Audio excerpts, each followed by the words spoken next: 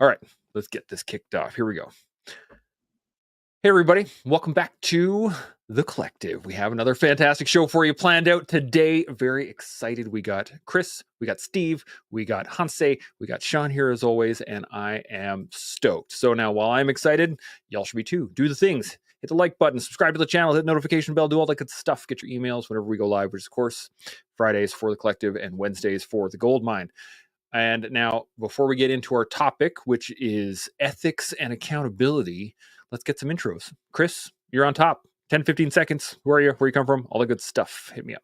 Yeah, my name's Chris Lee. I live in Colorado Springs.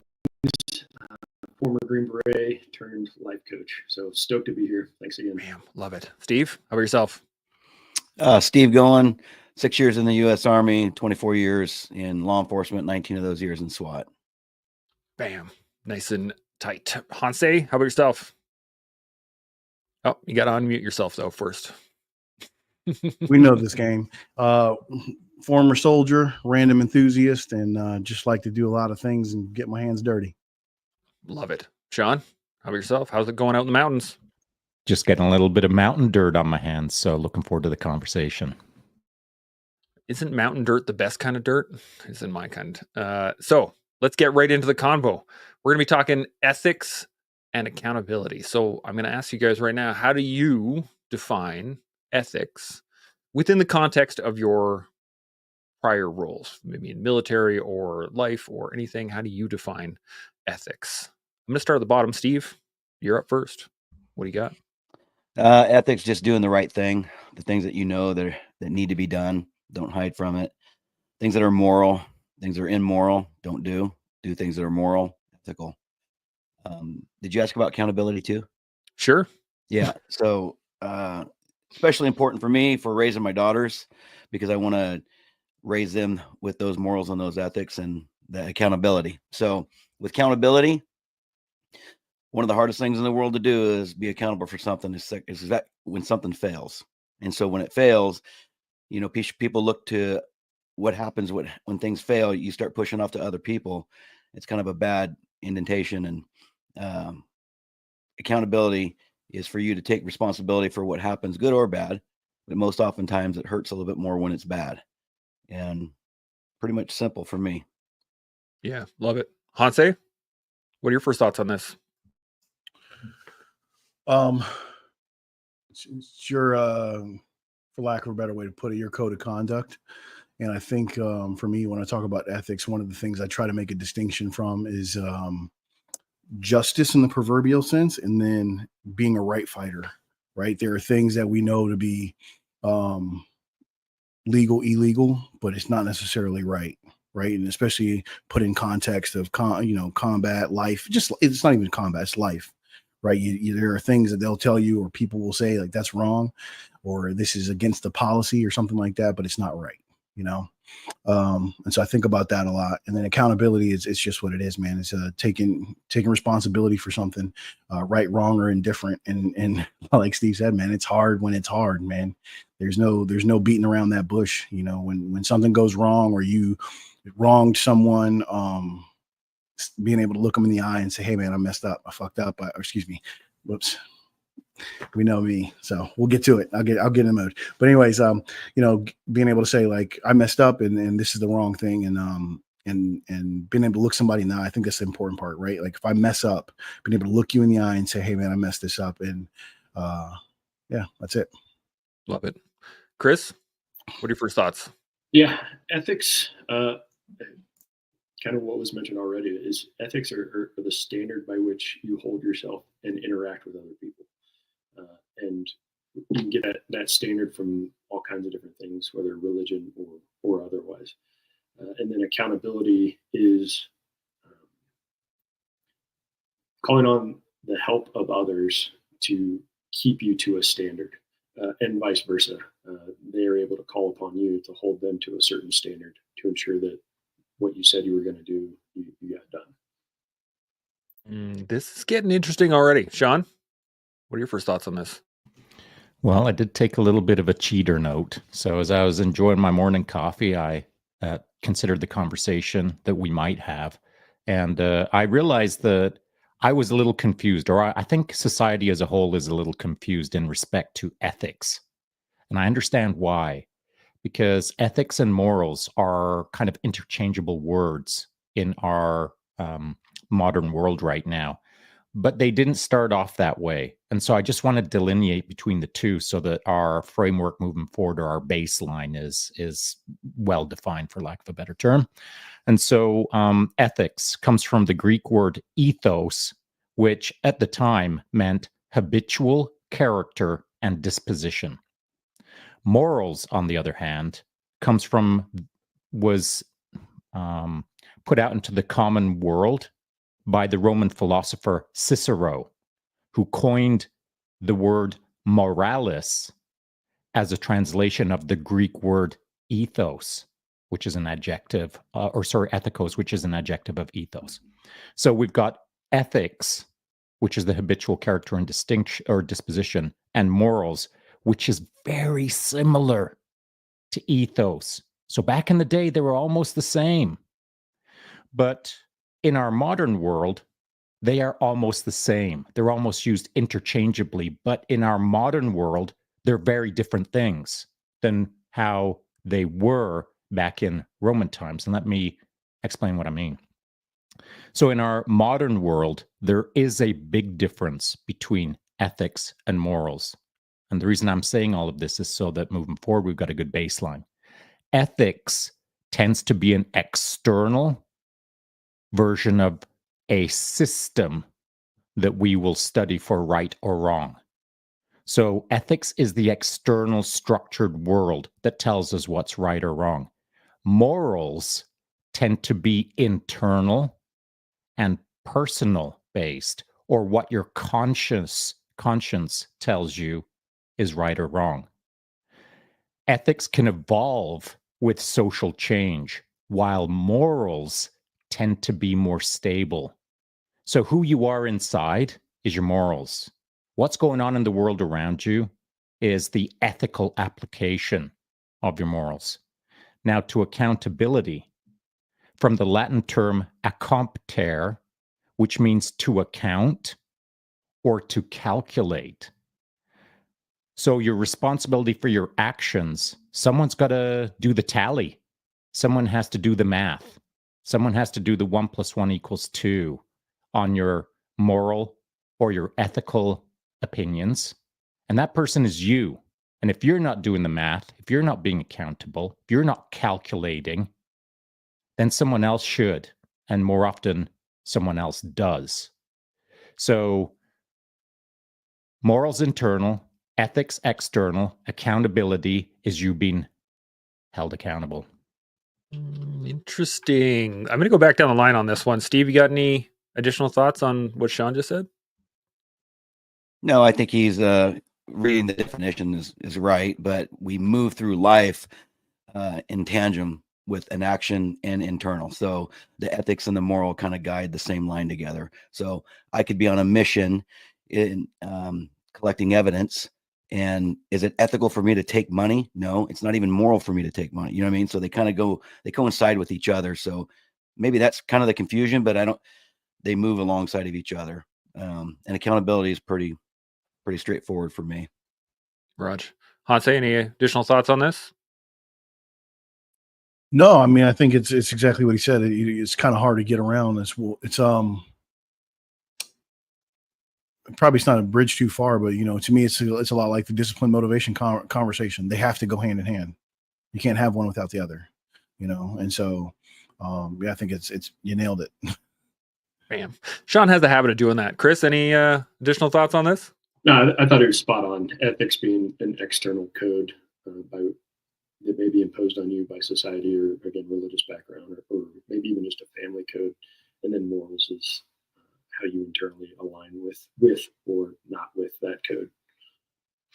So let me ask you this then, to the panel here, is that have there been times where your, let's say, ethical responsibility disagreed with your moral decision-making process, where you've had a point where like these two things don't go together? Hanse, you're nodding. What do you got? Yeah, man, I had a guy His mother shot herself in front of him, right? And as he's PCSing, he's leaving the army, or not leaving the army. He's leaving one duty station, going to another. And so, when you leave the duty station, you're no longer responsible, right? That's the word they give you. And so they're like, the duty station that he left, my duty station, we're like, we're not responsible for this kid anymore. He's gone. He's on leave, but he hadn't signed into his new duty station. And so the ethical responsibility was on the mythical unit that didn't exist because he didn't sign in yet. That was what we were supposed to do on paper, the ethics, the policy, right? My responsibility was to take care of a soldier. Right. And so this is one of those things where I was talking about earlier, like, justice versus right fighting. I want to be a right fighter. I want to fight for the thing that's actually right. And so I did everything I could to get the guy taken care of. It made a lot of people upset, but again, I think that's an example of what you see. And it's not always like that. It's not always cut and dry. It's not always that easy. Like, I think anybody in their right mind can look at that and go, do the thing, take care of the guy.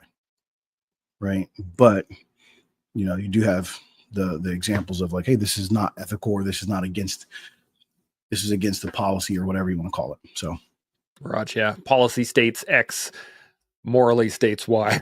Chris, you got any thoughts on this? Yeah, I think if one isn't beholden to some kind of ethical code, it can be, and then in addition to that, doesn't have people that are holding him or her accountable. It can be easy to, move those morals around. If you start to treat yourself as a victim, like, well, I deserve this. I'm going to let this slide. Nobody's watching. Nobody's going to see me do X, Y, Z. Which is why I think the ethical code is actually a super important thing, because it is a standard external to self that we should adhere to. So, but I like Hanse's example too, where it's like the letter of the law said a certain thing, but the spirit of the law is what he followed, where he was going to take care of a soldier. You know what I mean? Yeah, absolutely. Steve, you got any thoughts on this? Man, I hate these type of questions because you have to go back and try to think where they intertwine with each other. And I try not to get into those circumstances. Let's just say that. But I guess along with the same lines as being law enforcement, you run into this issue where arresting somebody based on the ethical code of arresting someone, letter of the law, it's been said, versus the morality of what's happening. And I've let people go before based on certain circumstances. Was the crime committed? Yeah, it was committed 100%. But the circumstances surrounding it led me more into the moral value of it, to let them go or talk to them or turn them into a CI and stuff like that. So kind of along the same lines as just that, where they kind of intertwine with something that's hard set and you have a workability around the moral piece. And as long as it's not too immoral to do something, right? When you're talking like a homicide, you don't let those guys go, right? So something smaller.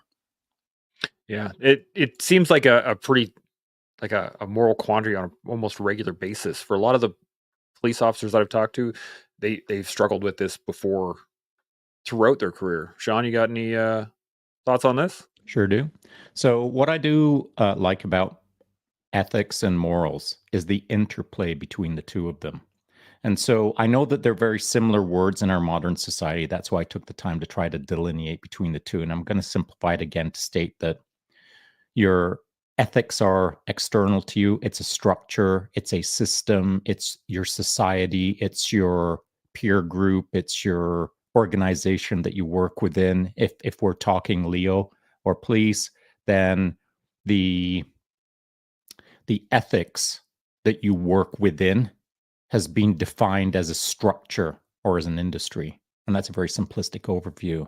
Morals, on the other hand, again, are internal. And so I love this interplay between the two, because as a person with, and I'm not referring to myself, as a general person with strong morals,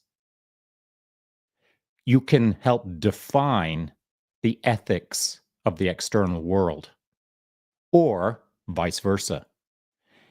If you're a person who doesn't have strong morals, then the structure, the external world that you're in, through its ethics, can help shape your morals. So ethics and morals can play off of each other. Now, here's the fascinating part for me. If you are a moral person with strong belief or strong understanding, and you're a good moral person, if you choose to, you can impact the ethics around you. And again, I'm going to refer to ethics as more of a nameless, faceless structure that wraps around you. So your morals can impact the external ethics. Or if you're weak of character, or you have weak morals, and I don't mean you're a weak person. What I mean is you just haven't taken the time over the decades to sit down and understand what your central pillars are, your morals, who you really are at your core. If you haven't done that, then I'm going to refer to it as you have weak morals or poorly understood morals, and therefore ethics can drive your internal view of the world. So the interplay between the two is fascinating. Now, one last example. If you're a person with strong morals and you're involved in an external world that has strong ethics, that's like almost the best case scenario, unless your morals clash with the ethics that surround you. And that is where I'm going to sum up and see what everyone else thinks. Let's go around again. I'm going to go Hanse first. What do you got? Thoughts on that? I mean, as we see it today, you know, depending on where you are and where you live, and you probably are experiencing that, right? You know, they're seeing a version of things that you probably don't fit into. But what I hear, honestly, is I hear, one, this is the reason for leadership, right? This is the reason for why it takes strong leaders. And what I also hear too is culture. And because when you enter and not even thinking of it in a military situation, but like if you wanted to change the community you're in, if you wanted to change even the place you work, right? The way you influence that is how you show up. If you have strong ethics, if you have the character, if you have the charisma to be the kind of person who shows up and people go, what is that? Why is he that way? You know, it's I always liken it to diet, right? When you show up with a guy who shows up with Tupperware and everybody's like, what does he think? He's going to get in shape, going to get muscles, right? And then 6 months later, they're like, I mean, he's kind of changing and looks good. Like, what's going on here? And so I think it's very similar when you talk about those kind of things. You know, I remember the first unit I got to where I saw strong ethics, character, conviction. And I remember being like, whoa, like something's different here. And I remember being like, I want to be more like this than like I was, you know? And so it's one of those things. It's actually contagious if done properly. You know, you see it and you go, I can't think of the quote right now. There's a quote that I always kind of liken back to, you know, to be an example to some and make examples of others. That's a good way to do it. Sorry, you froze there for a second. My bad. I thought you were done. No, that's it. Culture and conviction. Those are two great lanes to go down. Steve, I'm going to come to you. Any thoughts on this? I think Sean laid out a pretty good portrayal. I look at it as on a team. You have weak leadership. Whoever is building that team structure as far as SOPs and the structure of the team, if the leadership's weak, they have low morals, they're going to have a weak ethical background behind the team. And that's where they play in together, where weak leaders develop weak teams, strong leaders develop strong teams. I'm a firm believer, from my experience, if you do not tolerate certain things on a team, they get kind of washed out. And as people come in, they want to participate to what's going on. And once success happens, people get involved with success. Missions become successful. People don't get hurt. your training regiment, all that stuff, you just start breeding thinkers, and those thinkers turn into winners, and they turn into doers, and then they turn into strong leaders, and it just kind of goes up the rung on a team. And I'll speak from my experience on that, where we had certain things that we did not stand for. And if we saw it in the very beginning we nipped it in the bud, and we had to talk face to face, not an email, not a text. It was all done face to face. And so they could see and understand the severity of what we will stand for as a team and what we won't stand for as a team.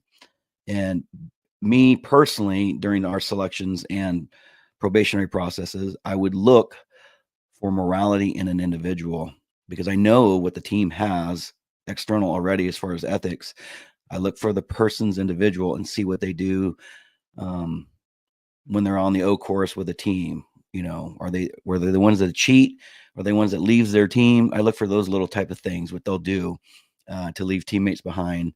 But yeah, I think that was a pretty good description, and that's how I looked at it and what we did on our team. I love that. Like looking for the rotten apples, right? You're looking for the things at their core that just aren't going to sit well with the team to begin with. So we may as well just cut that out ahead of time. I love that. Chris, you got any thoughts on this? Yeah. I think it's important for adults to constantly do enough self-reflection and ask the question: Are my morals good? And then with that question, measure them against the code of ethics that to whatever culture or organization you now belong to. Maybe it is a business or a corporation. Things are done a certain way, and question often why that is in the code of ethics. Doing something just because we've always done it that way isn't a good enough answer, in my opinion. And hopefully, within the culture of whatever organization you belong to, you should have the freedom to question, and somebody should be able to give you a straight answer and a decent answer, and then now you get to measure your morals up against it. Maybe they coincide perfectly, or maybe due to your upbringing, they're in complete conflict with each other. But it does require ethics, and morals is not a lazy man's game. Like, it requires constant self-reflection, in my opinion. Yeah, and a lot of self-awareness too, right? Like you need to know what you're doing and why you're doing it ahead of time. I love that. Sean, any thoughts on this? I do. I'm going to try to build off of what Chris just said, because it is important. And you can look at a person who has the best morals, the strongest morals, the biggest morals, the definitive morals. Now that person exists, they're put into a structure that has ethics. We'll call it a team. And we've got the strong moral person within a strong ethical team. Now, maybe those two things will mesh, because maybe the team with its correct ethics is optimal in its efficiencies. Maybe it's like firing on all cylinders, it's 100% good to go, but that's rare. That's rare.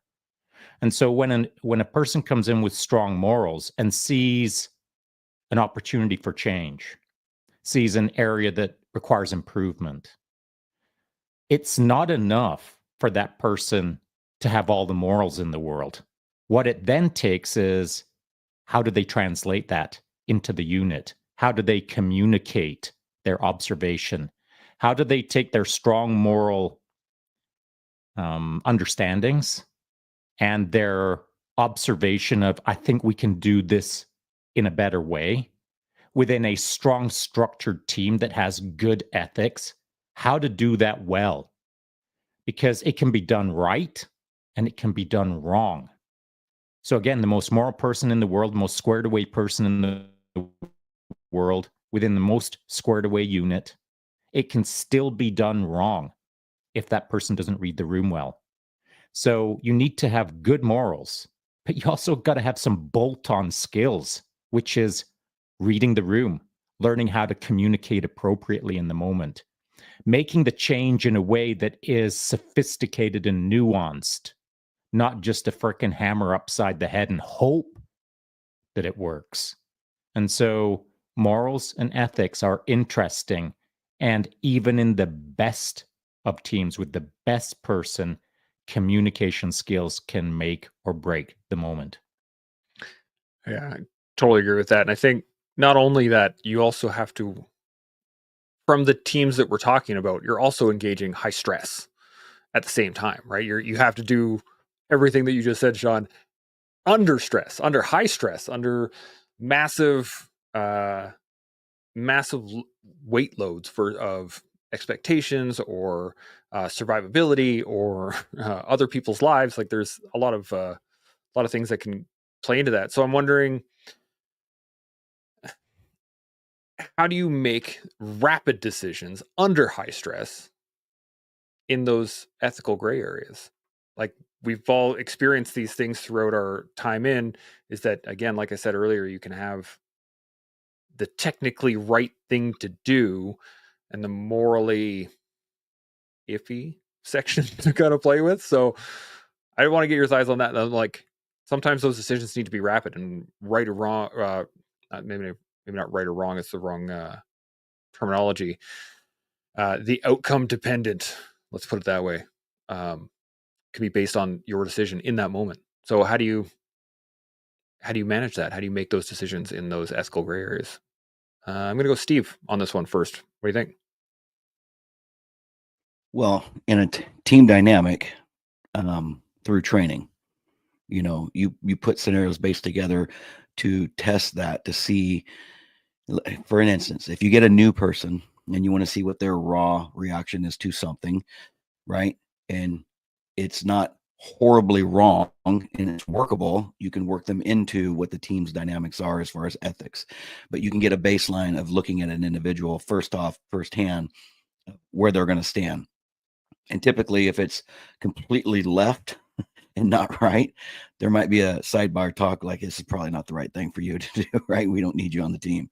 However, if the guy falls within a baseline of acceptance for the team, then absolutely you can build on that by making the training more complex, giving them more training, and then falling in line with a good structural, ethical team. Does that make sense? So, and I'm going to just come back to you on this one real quick here. So you would kind of shape their morals to match the ethics within the team, kind of thing. Well, you have the structure of the team, which is your ethics, right? So I'm going to test bed. I'm going to run you through something to see where you morally stand on something. I'm going to make it complex enough to make you to see where your morals lie and what decision you make based on your own morality that you bring on. And from there, my position, thinking pretty quickly on this, is if you make the absolute wrong decision, that like you're like, what just happened? No, absolutely not. That might be a talk for you to get removed from the team. But if you're within a baseline of acceptance, it has to be agreed upon, right? And then you look at back when you went through selection or whatever it is being tested, right, at the time. So that's what I'm talking about, where it's manageable, and then you can filter them into more team structure and build on their morality in the ethics realm of the team. Raj, that makes sense. Chris, you got any thoughts on this? Yeah, my thoughts are in high stress situations, in order to make rapid decisions, that's where the ethics comes into play. It's the code of conduct. These are black and white. Don't murder, check. Don't steal, check. Don't lie, check. It requires zero thinking because you have something to reference to. It's like some of those, maybe not morally ambiguous, but I don't know what else to call it. Those are the times where it's like, does this path of action coincide with my beliefs and my values? I get messages from kids looking to go into the Army a lot, and one of them, I thought this was interesting. He's like, "Hey, what's it like on the team? I don't drink alcohol at all. I just don't. How difficult is it to be a part of an SF team and be completely sober?" And I told him,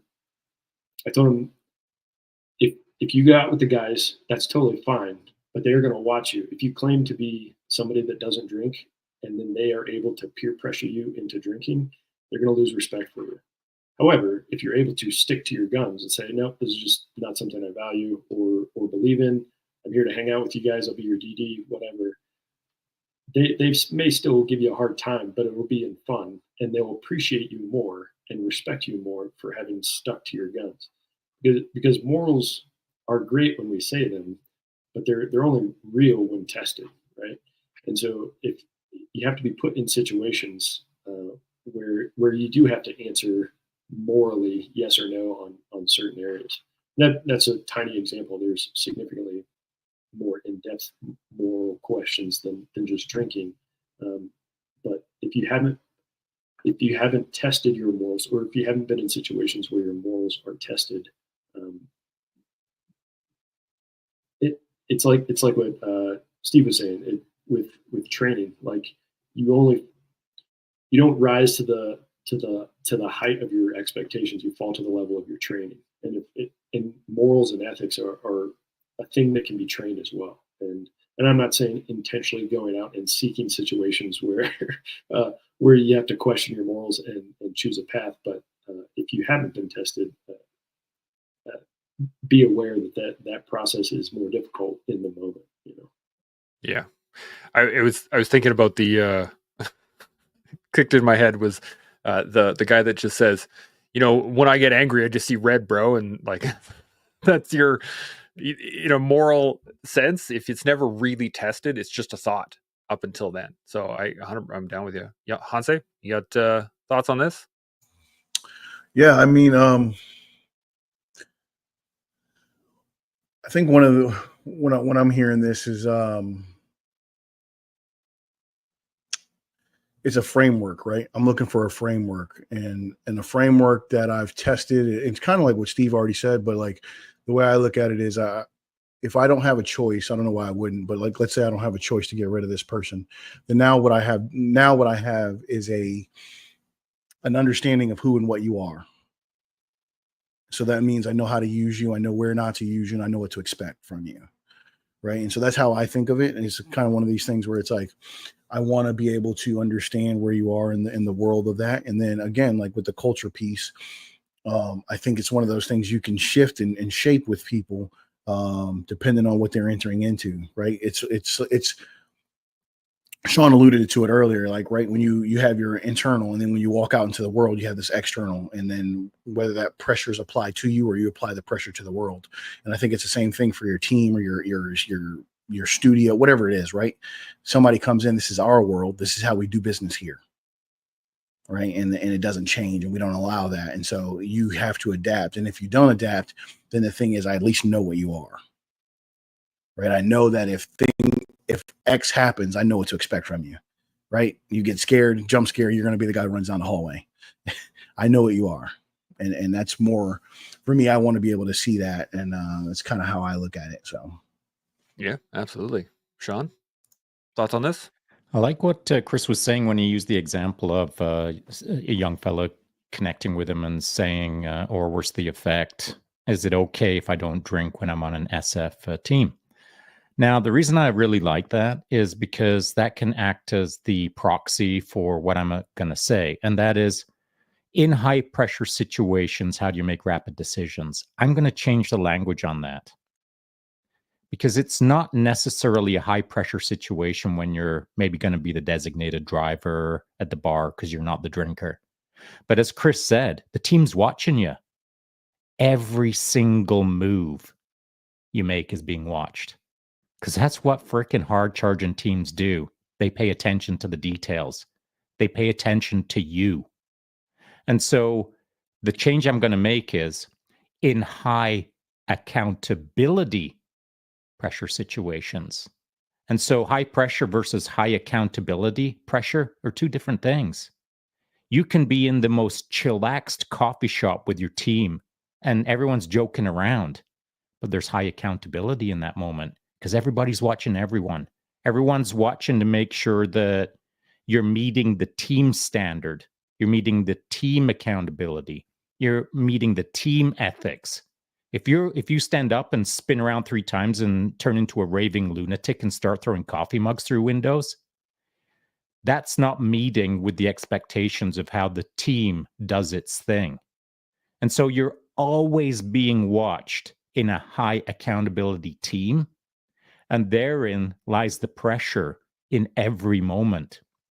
Now, if you're involved with a external organization, we'll call it an ethical framework, where there's almost no accountability, well, that's super freaking low pressure, no matter what's going on. Even if the bullets are whizzing through the office cubicle windows with no accountability, where's the pressure? There is no pressure. There's just panic. There's just responses. But there's no pressure because there was never a framework in place to hold anyone accountable. So pressure or no pressure is immaterial, in my opinion. What is material is accountability. And I believe in our modern world, that's where the wheels are coming off the bus. There's just simply not enough accountability out there. And at any level of society right now, there's just not enough accountability. This is an interesting realm for me. I was actually just speaking with this just when I got off the mats earlier today.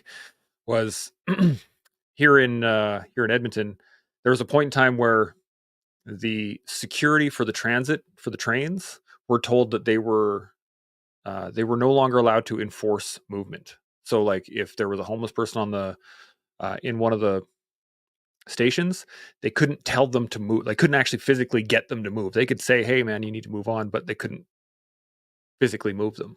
And there was a discrepancy between the police and the transit security in that the jurisdictions didn't line up, things like that.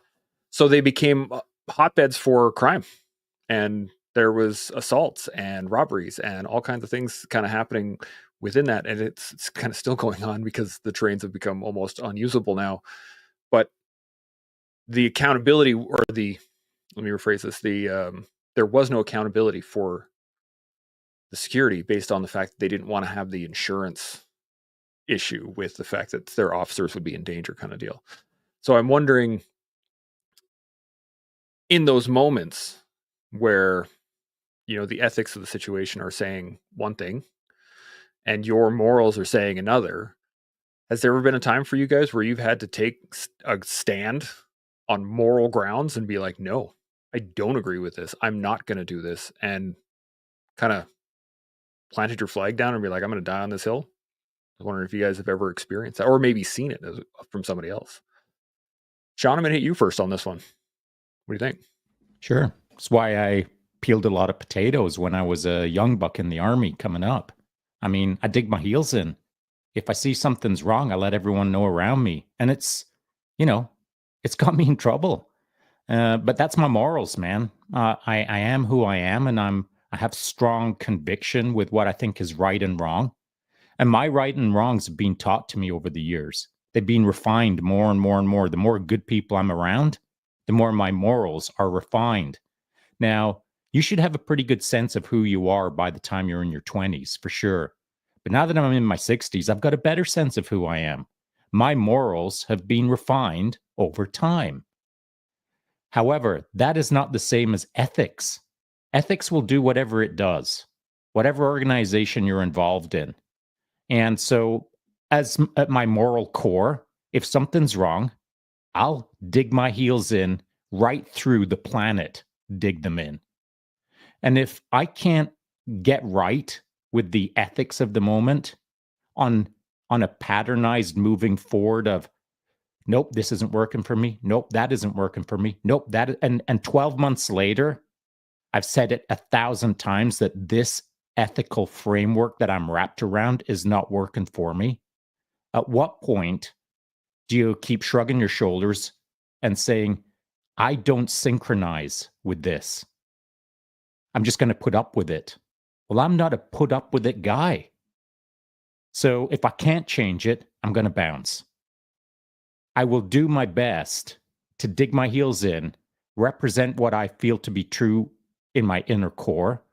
And if I can't align with the external factors, I have to move on. I've learned over time that I have my limits of putting up with what I consider to be nonsense that is not constructive for Sean or constructive for the world around me.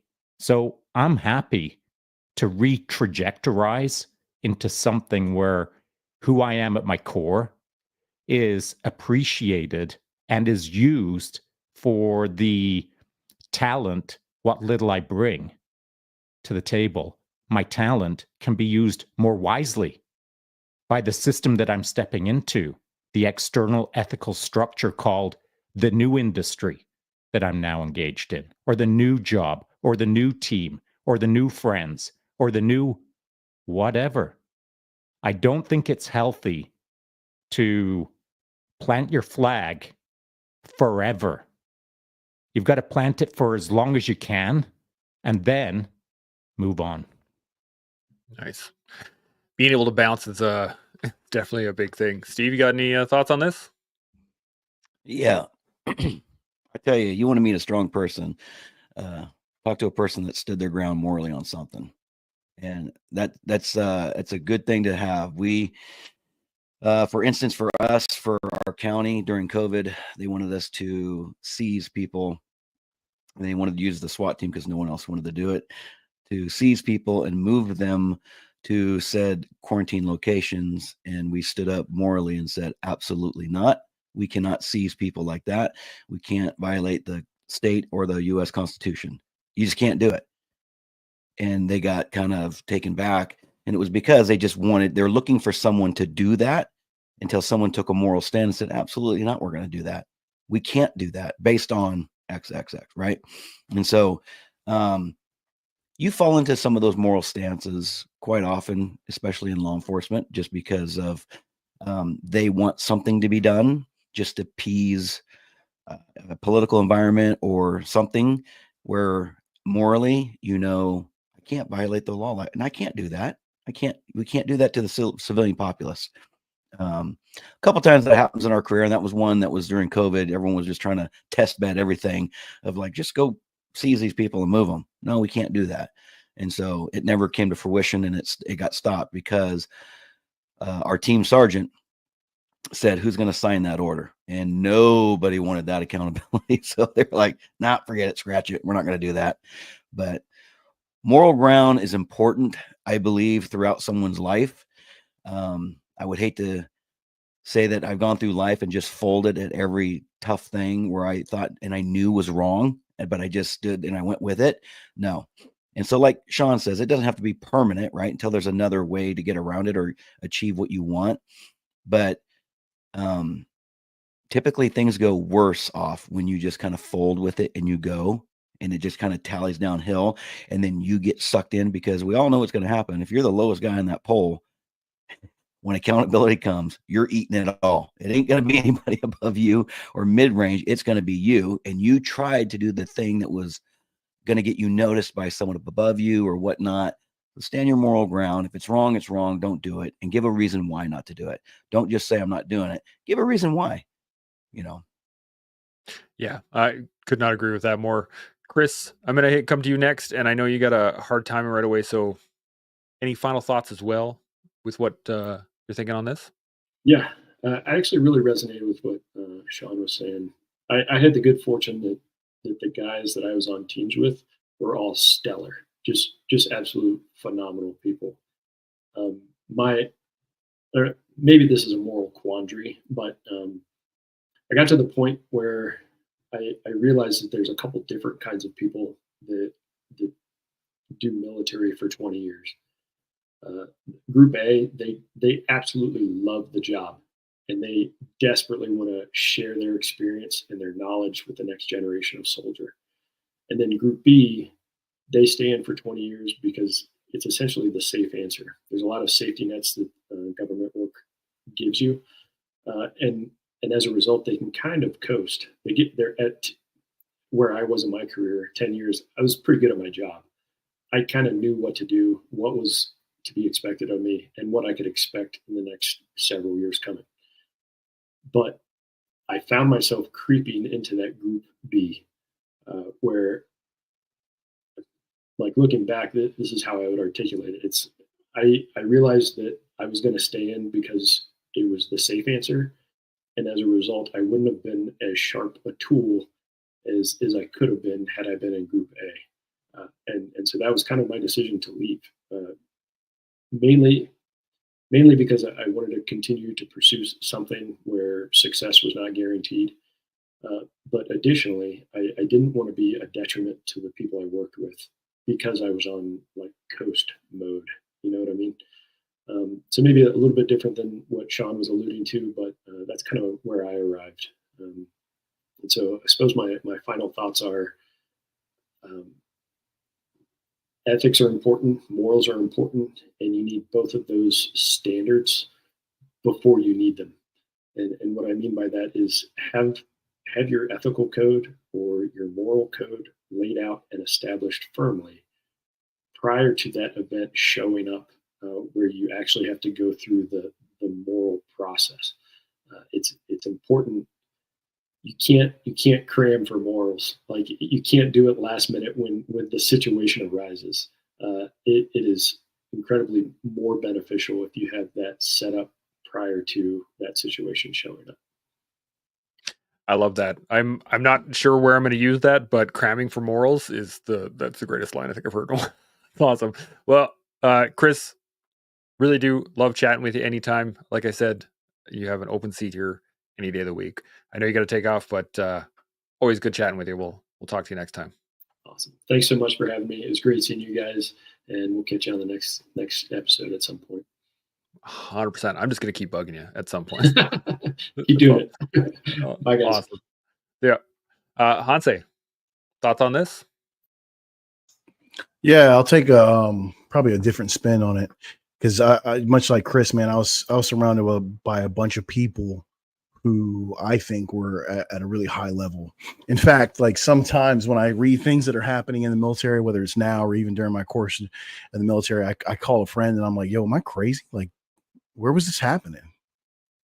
You know, even to the point where sometimes, like, because I was a hellion when I was young, right? And my moral framework and ethical framework, especially professionally, I kind of think was always there, but like it grew stronger as I got around people, right? And like I said, I showed up at that one unit and I was like, I want to be more like you guys, you know?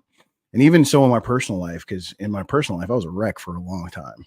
Like I just was, man. And then and you know, Sean and I chatted about it, but that's where like the whole Eli thing came from, is because I was a pleasure seeker. So I was just out here just doing life the wrong way. But anyways, the thing I wanted to say is that there is this thing, and I'm experiencing it now more in business than I am in professional life or anything else, where I won't see some of the wrongdoings, the ethical wrongdoings, because people won't do them around me. Right. And I think if you hold a certain stature and you present yourself a certain way and you have a framework in which you operate, but people still want to be a part of it, they'll hide it.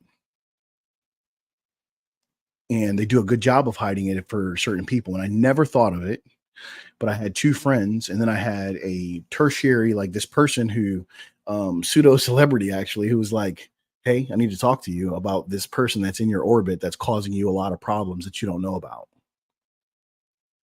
And they pulled me to the side and they were like, "Hey, you need to know this. And you also need to know that people do this to people like you because they know that you won't tolerate it. So they'll just hide it."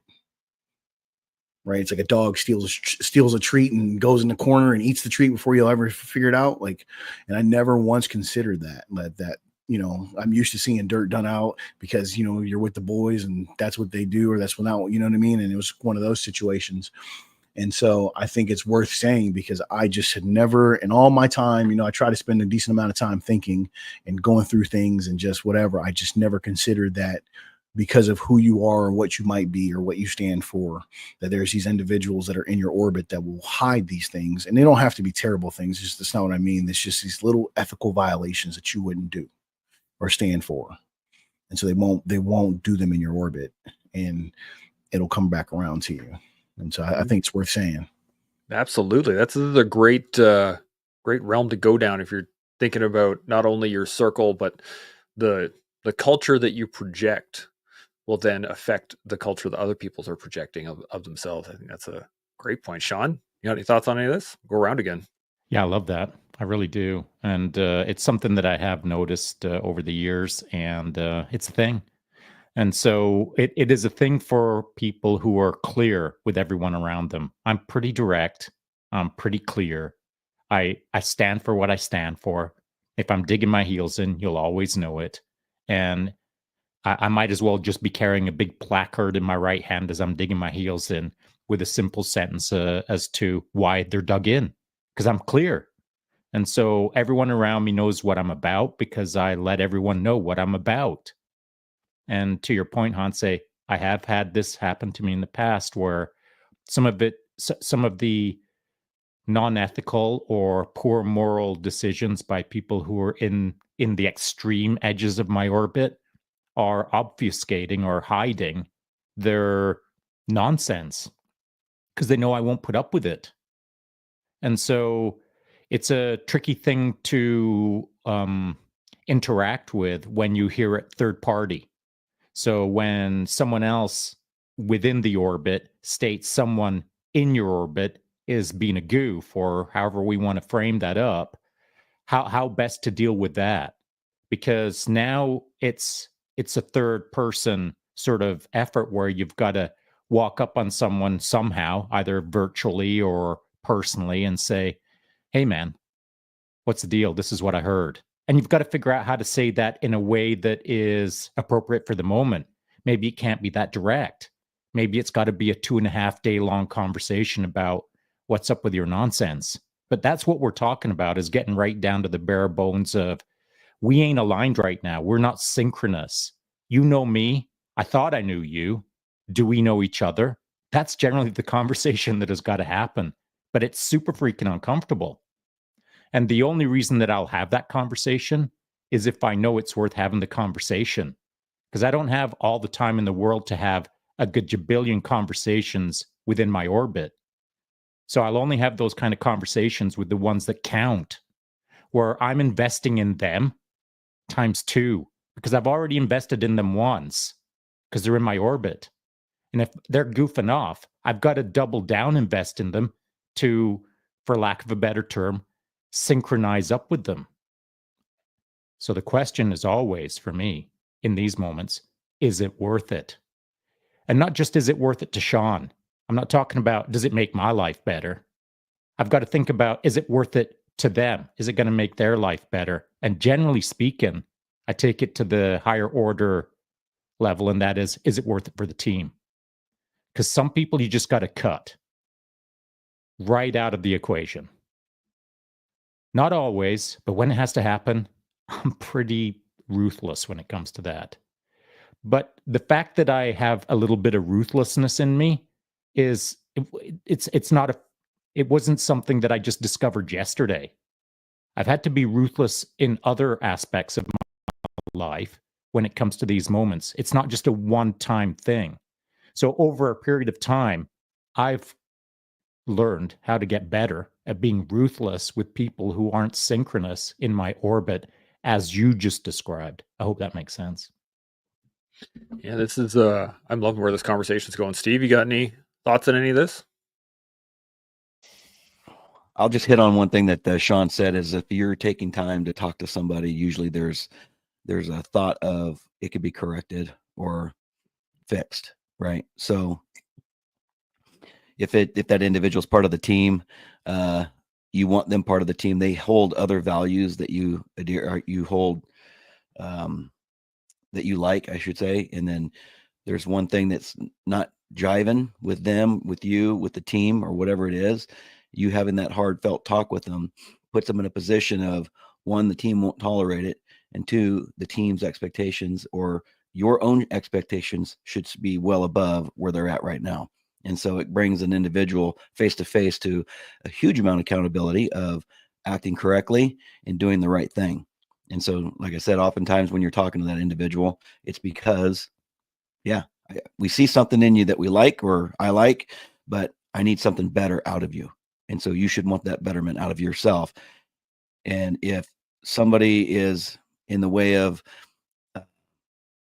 not having the values of what should be held by the team or individuals, then usually strong men usually won't waste their time on them, because they already know that they're not going to break through to them, and it's not going to work because they've seen it so many times. I often use character traits. people that you see do the kind of the same thing over years, and then all of a sudden they're going out for something and it's all hidden. And I've leaned over and I said, hey, all those years that individual did this, I said, guess what? All he's doing right now is suppressing it, and it's going to come back out. That character trait never leaves. It just gets hidden. And so certain guys in life just need a hard no. And so, and let life will figure them out later. But yeah, typically you have the will and the want to make people better, right? We don't just want to not make anybody better, but there are just a certain amount of people in the pool that just, they're not cut out for it. Sometimes I think also the hard no is helping them. Like sometimes they need that hard no in order to come to their own personal accountability. Like, oh man, I screwed that up royal. Now I got to fix myself. I remember a story a little while ago of a former alcoholic who lost his wife and his family and all this other stuff, and that breaking moment, that hard no, got him on track to get his life together, and he went to AA and started and had a pretty normal, I guess, normal life after that. But sometimes you got to hit, as bad of a term as this is, and because it could always get better, but you got to hit your rock bottom. You got to hit your line and be like, man. And sometimes that hard no is part of it, I think. Hans, you got any thoughts on this? Yeah, I mean, I relate, because part of what got my act together was my no was like when my marriage when it was kaput, right? That was one of the things that made me take a hard, like, oh my God, like I'm not doing something right here, right? And the way I put it, even in coaching, because I do a lot of coaching people on the side, and one of the things that I've told clients in the past, or potential clients, is you're not in enough pain. Come back. Like, you're not in enough pain. This is just what it is, and you'll see it as people want to bargain their way through a process that just is, right? Like, one of the things I like saying is, like, two things that we know to be true are you can get abs and you can save money. There's 15 million process online that tells you they all work, but yet no one has abs and no one has money. Right. And if you look at it, right, so what is that? That's, like he said, the will and the want, and you're not in enough pain. And so that's the way I kind of like look at it, man. Is I'm always looking at the leverage point in which this person breaks or changes. And some people, you got to remember, man, they are suckers for pain. Right. And so that leverage point is so if we're talking like team life, you might not be cut out for it, because we're not ever going to find enough pain for you to change. Right. But maybe just in the betterment of yourself or self-mastery, we can find it, but it's down the road. It's down the road, and it takes running into enough brick walls, or that one brick wall, because like one of the things, like in my personal coaching, what I talk about, I try to save men from the heartbreak that they don't need to have. Right. I've encountered so many men that have what I call they broke their own heart. They finally find that woman, they finally find that thing. And then because they're unprepared, they don't have the character, they don't have the morals, they don't have the thing and there's a lot of this happen. Like, well, you're an idiot. You just same thing, abs and money, right? Same thing with a woman. The process is there. It's all online. Don't do this to her. Don't do that to her. Treat her this way. But what do? You're a pleasure seeker. You've been out here doing whatever. And so now you find yourself in this situation. So I think it's the same kind of thing, man. And that's that accountability piece, right? It's being able to look yourself in the mirror or have someone look at you. And I think this is also kind of an aside, but it matters. And I think it's one that we can all recognize. There's a point in, I think, most young men's life where they're clamoring for that. They're looking for that dude or that man to say, yo, bro, like you're so close, but you're off. Right. They want somebody to help shape and mold them, even if they're pushing back and being stubborn and everything else. And I think that's one of those things that we are having a hard time with today. Right. Like one of the stats I just read was like the amount of male coaches is like at an all-time low. And I was thinking about it because I was like, well, what am I doing? I was like, I'm not doing it. I'm not out here coaching middle school or high school. So I was like, maybe that's a hole I need to fill. But anyways, so I just think that's kind of one of those things, man. When we're talking about this accountability, morals, ethics, this whole piece of like how we're shaping young men, it's a world, a whole realm that I think sometimes forget, man. Like I know me, I'll never forget getting to Kandahar and seeing my first ODA and being like, what is that? Like, I'd like to do what that is.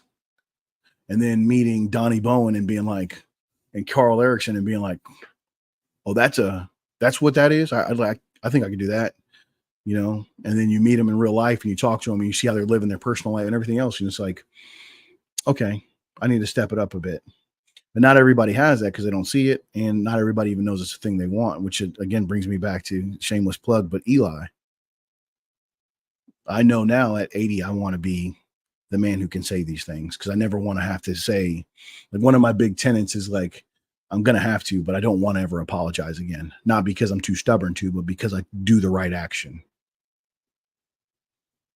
I like that. You know, if I can never apologize again because I'm doing the right action, then I know I'm doing right. But listen, we're all going to screw it up. But if I can strive for it, then we're doing okay. Yeah. Although you are talking to two Canadians, so I just got to say sorry about that. I don't I don't know if I can do without it. Sean, you got any thoughts on any of this? I do. So this stuff here was the definition of ethics and morals and accountability. Now I just have one more page and it's this, and it's going to be super brief. That's what I wrote down. And so I talked about ethics, accountability, and what it does. So I'm going to read it out real quick. Ethics is the external right and wrong, the guiding framework, as I've already said. Accountability is the enforcement of ethical behavior, not the enforcement of moral behavior. Accountability is the enforcement of ethical behavior. And why do I say it that way? Because I believe that ethics, or the framework, the external world, can help sort out the morals of someone. You don't have to like get all up in someone's grill and drill them on, dude, you're not honest enough. Dude, you lie too much. Dude, you don't have to do it that way. You can do it through the lens of an external framework, their external world, and just demonstrate how to live a good life. As Hanse said, he stepped into the arena, eyeballed a couple of dudes, thought, what's that all about? I want some of that action, and started figuring out from there. He saw something in the external world that was acting as a good representation of where he wanted to go, perhaps to some degree morally as well as ethical. And so I don't think you've got to get in someone's head and drill them on their morals. You got to get it up in someone's face and drill them on their ethics, generally. Now, when you do hold someone accountable, what that does is, as I stated here, creates trust and integrity. I'm ensuring that we are being integrity based in the moment. And if we don't have our integrity, if that slippery, corrosive backward slide of I can't trust you on the regular, well, that's what breaks teams up. That's what breaks a person's relationships up. Me with you. If I can't trust you, now what? What are we even doing? And so you need to have ethics. You need to have accountability. That drives trust and integrity. And finally, it creates a culture of responsibility. So you can be moral, you can be ethical. Until you're held accountable, there is no trust and there is no culture of responsibility. And again, I feel the wheels are kind of coming off the bus right now, because the understanding of what being responsible means nowadays is different than what it meant 30 years ago. So let's see where we go with that. Dun dun dun. I need to get like a little music thing that I can play anytime you hit one of those, because it'd be perfect. Steve, I'm coming to you. What are your thoughts? Yeah, I agree with making the known talk harder with accountability. to see someone realize, like I talked about earlier on, where if something does happen or go wrong, people run from accountability. Nobody wants to take accountability for it, right? But I guess what it would be your integrity that holds you still for that accountability. But again, there are certain things around you, I think, that foster that ability to take accountability. For me, it was lucky enough to be my dad at a very young age. And that's how I grew up. My mother was the exact same way, though. Very professional careers. My dad was a cop. My mom worked for the courts. But it was always based on the right thing. And one thing that stands in my mind to this day that I've relayed to my own daughters: 2 things. If you find $20, give it back. It's not yours. If you borrow money from somebody, the minute you get it back, go pay them back. And so those baselines has always stayed with me, right? My dad instilled a lot of that, and I think the military just reinforced it even harder. So when I came to become law enforcement, I believe I was more of a completer package and ready to roll because I have gone through test beds in the military and growing up with my own family, right? Not everybody has that, but what everyone does have, and I think Yohance said something to this fact where him being a coach like me, I'm a mindset coach, but somebody along the way will mentor you. I've met many men that were raised by their grandmothers that have high morals, accountability, and ethics, right? And they flow through life just fine. But it's the weak mind that believes no one's here for me. Go seek it out. Oh, you mean I can actually take accountability for myself and go seek it out? Yeah, you can. If you want change, you can obtain change. But if you wait for people to come to you and try to find you and say, oh, are you the person looking for change? Right? That's going to be hard to do, and it's not going to come. So seek it out, look for it, obtain it. And there are coaches out there, there's mentors out there, there's family members, right? There is somebody that could watch this podcast and cold call Yohance and say, hey, I heard you talk about this, and he'd probably make a connection with him. And based on what this individual is looking for, male or female, he could probably guide him in the right direction. So there's outlets everywhere. But when the accountability piece, I guess when you come into individual, should still be high, right? Because when you bring that individual trait into a team, it needs to be a team trait. There needs to be accountability on the team, but it can't be accountability on the team if it's a team trait, if it's not an individual trait. So they kind of coincide with each other and they build off each other. They build up to the team. So the team's needs always come higher than the individual's needs, right? And so, but you as an individual competing to a team or being on a team, I should say, you are always attributing to the team's success, always, every single day. What are you doing to make the team more successful? The byproduct of that is you becoming more successful and you gaining more skills and you becoming a better person. So it's kind of a win-win. So I talk to individuals and I talk to teams a lot. So sports teams, team dynamics, and I use that individual trait or a team trait, and they kind of build into the team traits. But I also talk to individuals, and it is surprising sometimes how many people will hide and run from accountability because it hurts, it stings. You know, I told a story with my daughters. I've stood in front of 25 men and had to say, "My bad, that was me." But when you run from it and everyone knows that you were part of that failure, man, it is just so much worse. And the things that are going to come your way are tenfold rather than you standing up. And that's where I start to respect you even more, is when you acknowledge, hey, put that on me. That's my accountability. And everyone's seen the person to just do the thing that they think it's cool and say, oh, hey, that was on me. That was on me. And they don't really want the accountability. They're just saying it, where someone's heart felt like that was on me and it's never going to happen again. And here's why, you know? So. Yeah, I think there's the big difference is seeking to fix it, right? Like Yeah. you there's a desire behind that too. I want to do better than this. This is not who I want to be. Let's sort this out. Versus yeah, my bad. And like, that's it. So absolutely. That's 100% on that one. Yohance, any thoughts? I mean, that's to me, it's akin to apologies and amends, right? Like You can say sorry, you broke my dishes, but amends are how you handle it. Right. And I think that's a big deal. It's one of the things that we like. I'm, with kids right now, man. I have 4 kids, and it's one of the things I always try to impress upon my kids, or even again in coaching. Like, I have a lot of, because of the internet, intention's a big buzzword right now. Like, your intentions. And I'm like, I don't care about your intentions. If you step on my shoes, you still did it. Right. If you still did the action, like, that's not, your intention was not to run somebody off the road today. Well, you did, so it's your intentions are, they don't amount to much if you don't have the actions and supporting behavior. You didn't intend to run somebody off the road, but yet you look at your phone while you're driving. So much for your intentions, right? So I think that's one of the things when it comes to that. The other thing I thought about when Steve was talking is this Jordan Peterson quote. It's slay the dragon in his lair before he comes to your village.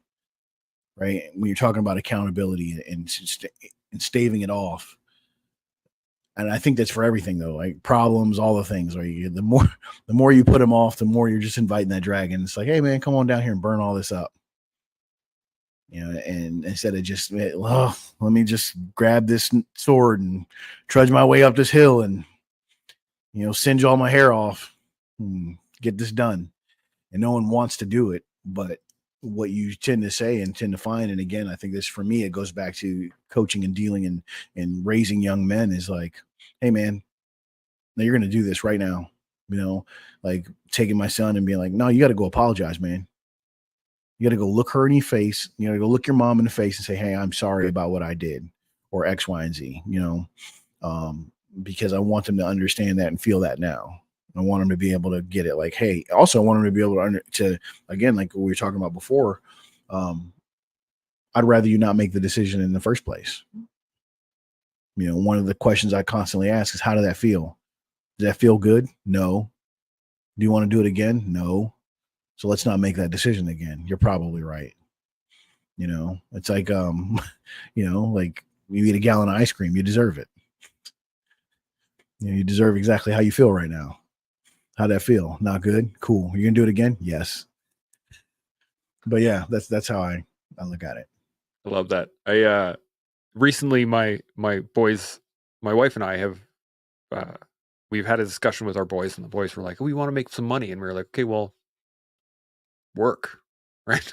And they were like, okay, well, I'll make my bed every day. And I'm like, you do that anyway. That's part of your like daily routine. That's not how you, that's extra. That's not extra. And they said, okay, well, how about if we mow the lawn every week? And I was like, okay, cool. And we got an old school manual push mower, right? It's not, drive that thing around.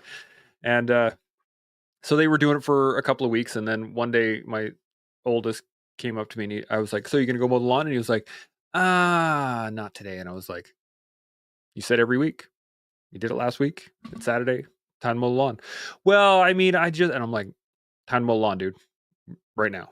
So we got out there, and he had fit after breakdown, after falling apart, and eventually the lawn got mowed.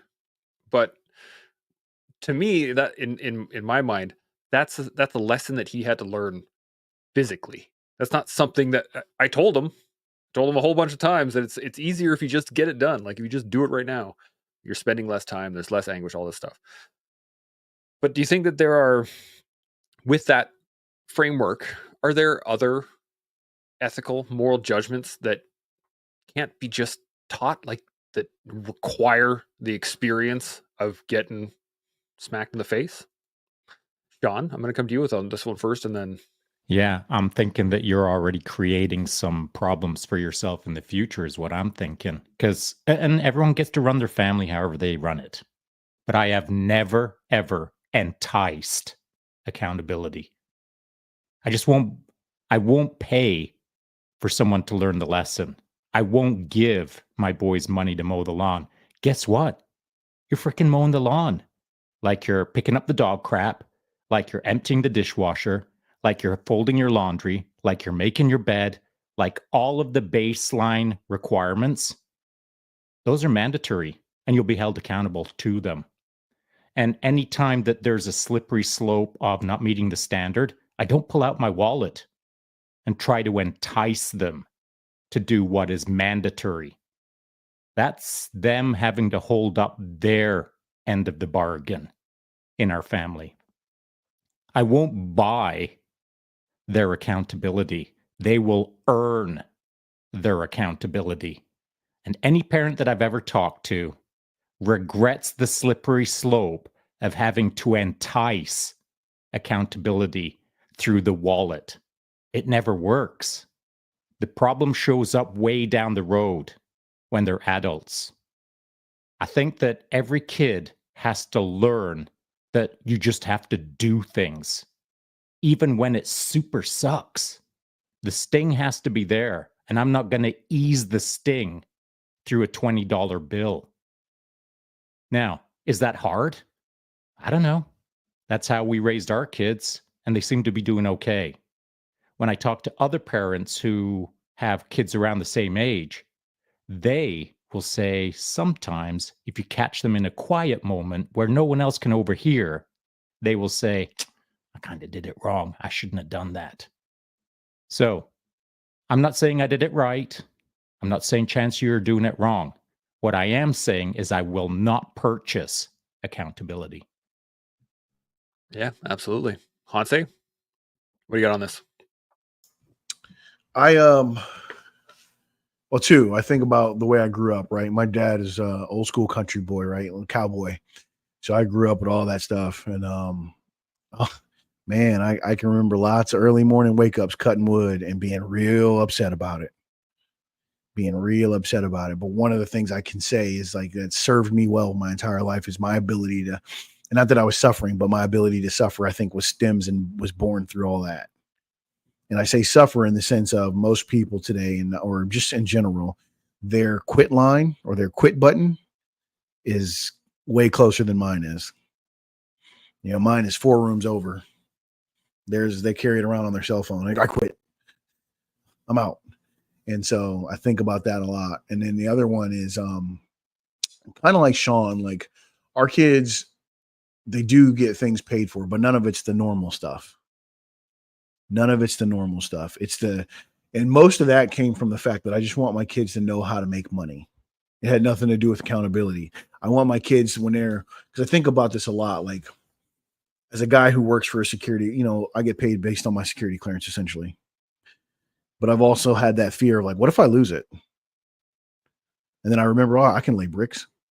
I can pick stuff up. There's nothing wrong with any of that. Right. So you can always make money. And so being able to have that idea put into my sons and my daughters early, like, hey man, you want to make money? Especially today, you can do a dog walking app. You can cut grass. There's a million different things you can do. And so I want them to understand that. And so we've kind of went down that route, and I never thought about it the way Sean said it. I just always were like, this is what you have to do. you have to take you have to take the trash out. You have to do these things. And so, but I do like that. And I think about it in juxtaposition with how I grew up, because my parents didn't pay for anything. Right. I started my first business because I wanted extra money. And my dad was like, there's a bunch of retired guys on this street. Go cut their grass. And so I was, go cut your grass. And that's how I made extra cash until I got my first real job. So yeah, I think that there's something there, and that's another piece. You talk about accountability. I think that accountability or that ability to be self-sufficient is something that people don't understand, and I think guys like us kind of take for granted because it's kind of in us for whatever reason.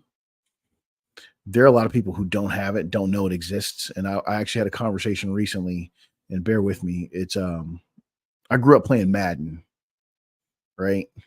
And I'll never forget when Madden and NCAA football started the build your own character feature. That became like the primary thing for me. But I think a lot of people never realize that that's a real life thing. A lot of people never realize that you can just build this character, right? They just kind of look at it. It's almost like when we were talking earlier, I think Sean said it made me think about when because for me, I saw it in real life, but I also saw it throughout movies and my dad. My dad's my hero, but I never got to see him in those lights, in those arenas. So I would watch movies and I'd be like, oh, that's a really cool character. I like the things he's about. And then I saw it in real life. But I think a lot of people see it now and they go, I'll never be like that. Where I think guys kind of born in that realm and before, we saw things and we're like, how do I do that? How do I become that? How do I build that character? How do I make that avatar what it is today? Because I've had guys coach, about physical stuff, and they're like, well, how'd you get like this? And I was like, I was 150 pounds when I joined the Army. And they refused to believe me. And I'm like, I was 150 pounds. This is like, I didn't miss workouts because I looked at stuff growing up going like, I wonder how he got that big. So to me, I think there's a key component there where people don't believe that thing can happen, and you have to show them that this ability exists and how to be accountable in that ability. Does that make sense? Yeah, I'm tracking. There we go. Got the right buttons at this time. The interesting enough, I just had that discussion with my youngest. Actually, I was telling him about a video game that what you do in the game builds the skill in the game to make it better. And I was like, it's almost like real life in that if you do something, you get better at it. He eventually kind of grasped it, but I'm down. I'm tracking. Steve, you got any thoughts on this? Talking about kids, I love talking about kids because I love raising kids, and I talk about raising kids a lot through parenting talks. I will say this. I agree with Sean. Never, ever entice your kid through money, ever. And that's just my opinion, everyone. That's just my opinion. There are 100 different ways to parent. However, what I did like about Chance, what you did is you agreed upon something that he held that he wanted to make money on. And when he didn't want to do it, you showed him what accountability was. He went out there, you let him throw his fit.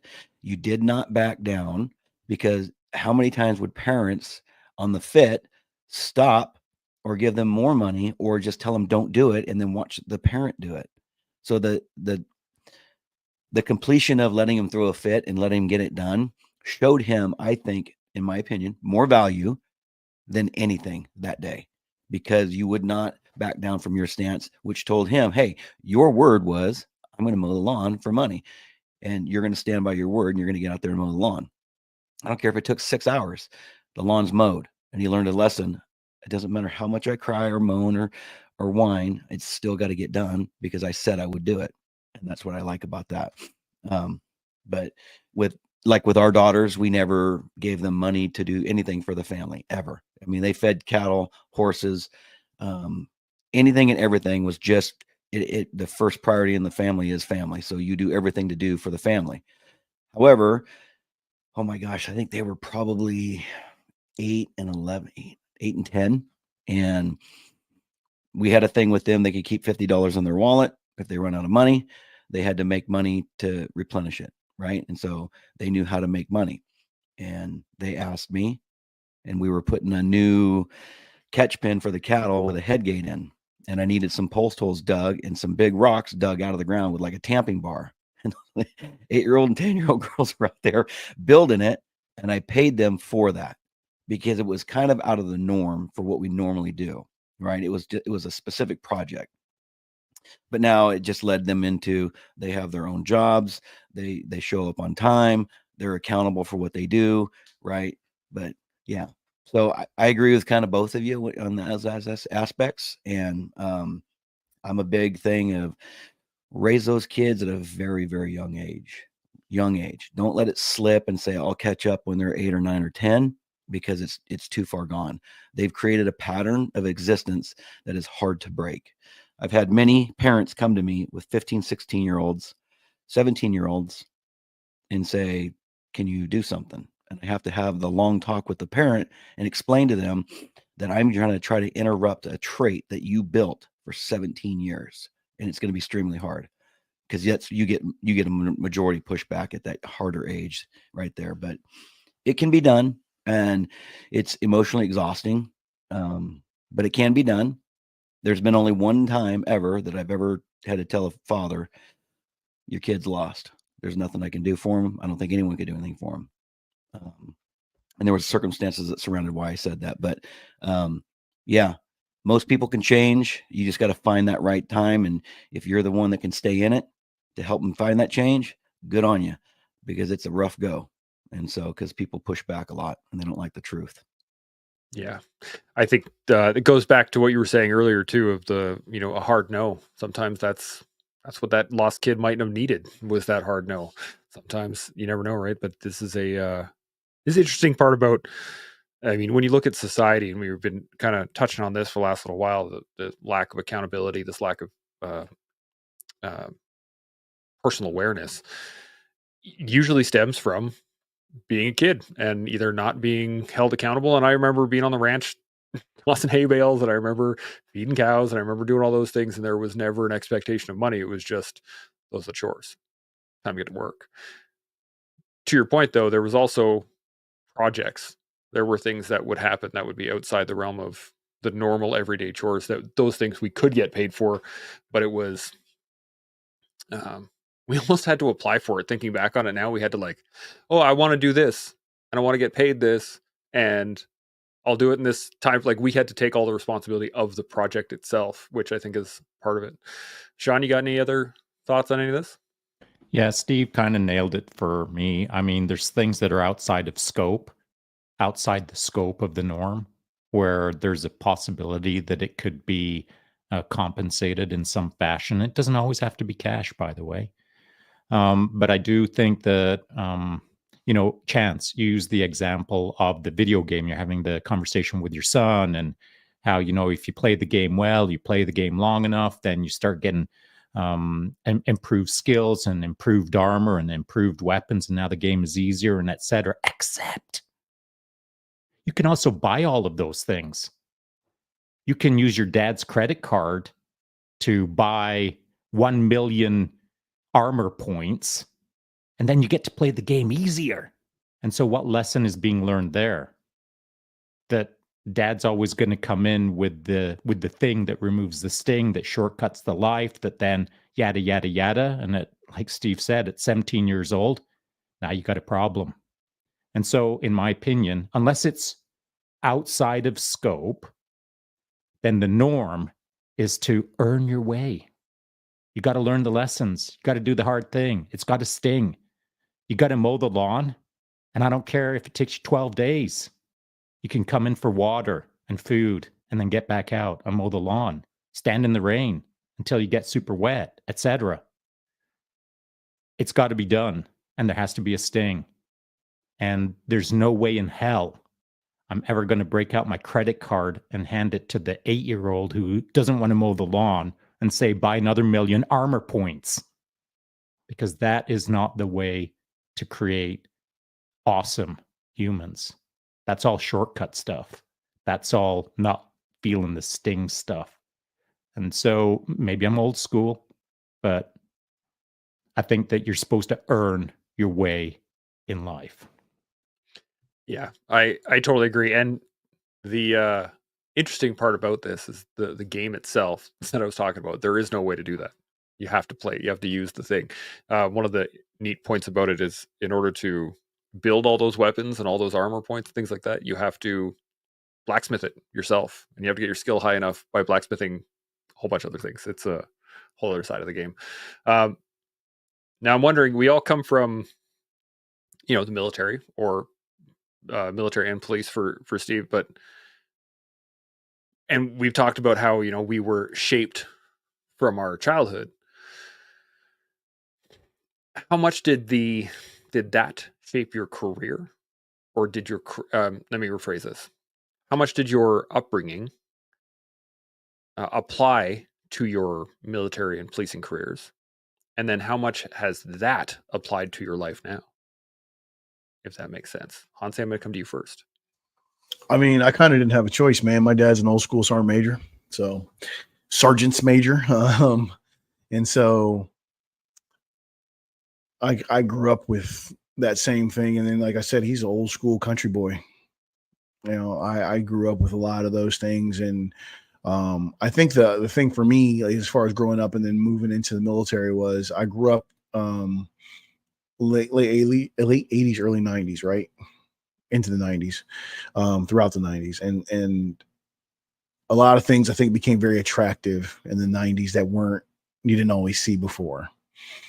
And so I think that kind of had a way of like not throwing me off course. I didn't get off course because of any of that at that time, but it definitely was a change from what my dad was into and what was showing me and everything else. And then I joined the military, and then it, all the same things that I grew up with. That's why I think the military was so easy for me at first. It's because, be on time, wear this uniform, don't complain, hard work, weird. You know what I mean? It's like none of these are strange things to me. But I didn't do a good job of articulating. I do think that there's something about like the late 90s culture that did have an impact once I did join the Army and I had money and I was like, ooh, I can do fun stuff. It was never in the same vein that I think had I grown up in a different time period or whatever. I probably would have went down a different route. And so I have to think about that more to be able to articulate it better. But it made it fairly easy, man. I think that, and I see it today, like even in my last gig before I got out of the military, like being a first sergeant, I would meet kids and I'd be like, wow, like, how'd you get here? How did these steps not get hit? Or again, like I call it the quit button or the light switch. Some people's light switch is equipped right next to them, and we're out. I'm done. And then some guys, their light switch is not even in their house. Their quit button is 3 blocks down. You couldn't get them to quit unless they died, man. And I've always been fascinated with that and how that comes to fruition throughout how you were raised. And I can't, I've seen better versions, but then I've seen versions where, you got a guy who's kind of like Steve said, you got a guy who's raised by his grandma, but he still got that same mentality. And so, I'm fascinated by it. But to answer your question specifically, for me, there was no change. My dad's an early riser, so I'm an early riser. I've been that kid. I was the kid that when you grew up and everybody was still sleeping, I was knocking on people's doors. When all the friends are drunk and then from the hangover, that I'm the guy's like, when are we going to get breakfast? So yeah, man, it was never a thing for me, and I wonder how hard it would have been, but it just wasn't. So yeah, love it. Steve, thoughts?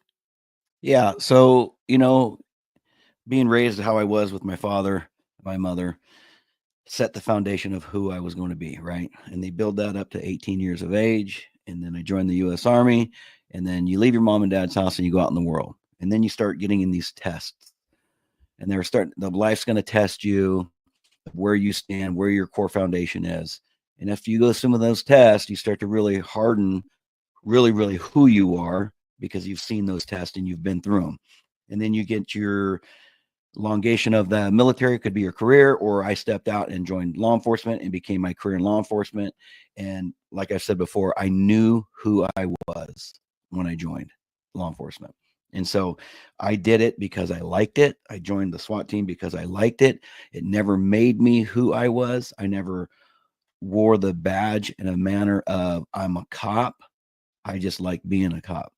When it came for me to retire, I did retire early at 24 years. I wanted to go a little bit further, but I took a stand. I knew where law enforcement was going in the US and I couldn't handle it anymore. And so I'm happy for it because I fulfilled everything I wanted to do in my career. Literally everything. I didn't leave anything behind. I didn't need to hang on to a call sign or a team leader spot or an indication of who I was while I was there. Once I was fulfilled, now I go on and do, the State Department stuff overseas. And I've been doing that for 10 years almost now. And I love doing that. So, and then amongst everything else we do at the family ranch, our apparel business, we just have so many things that we do. And I hear a lot of talk about video games. We don't play video games.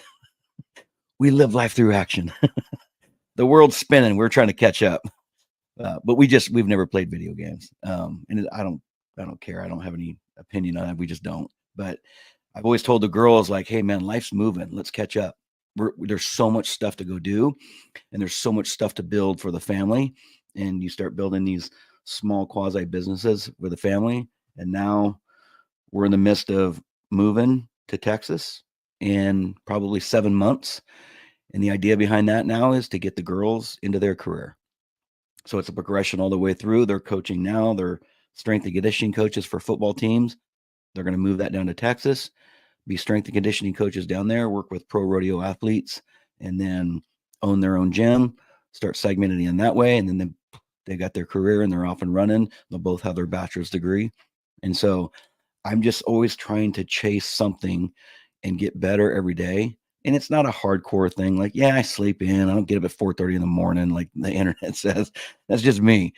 However, the time that you do have when you're up and running on the day, make it useful. And so we stay pretty busy.